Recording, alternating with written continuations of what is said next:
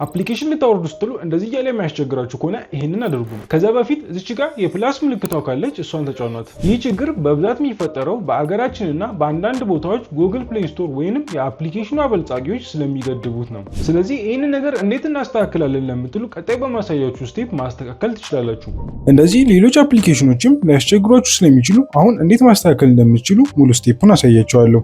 ከዛ በፊት ቪፒኤን ማውረድ አለባችሁ። የምትፈልጉትን ቪፒኤን ታወርዳላችሁ። እኔ የምጠቀመው ፕሮቶን ቪፒኤን ስለሆነ እናንተ የምትፈልጉትን ማውረድ ትችላላችሁ።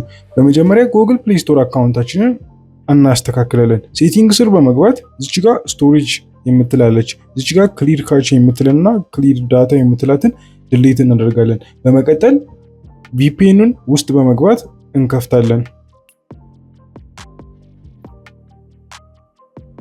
እንደምትመለከቱት አፕሊኬሽኑ አለ ማለት ነው። ከፈለጋችሁ ይሄና ኢንስቶል ስታደርጉ እዚህ ጋር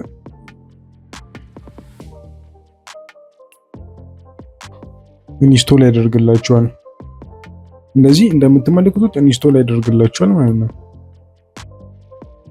ከዚህ በኋላ በምናሳይ አፕሊኬሽኖች ላይ እንደዚህ አይነት ችግሮች በሚመጡበት ሰዓት ማስተካከል ትችላላችሁ። ይህ ስቴፕ ካልሰራላችሁ አዲስ የጉግል ፕሌይ ስቶር አካውንት በቪፒኤን መክፈት አለባችሁ። በምትሞክሩበት ጊዜ እምቢ ያላችሁ ነገር ካለ ኮሜንት ላይ ጻፉልኝ። እንደዚህ አይነት ቪዲዮ እንዲደርሳችሁ ፎሎና ላይክ ማድረጋችሁ እንዳትረሱ።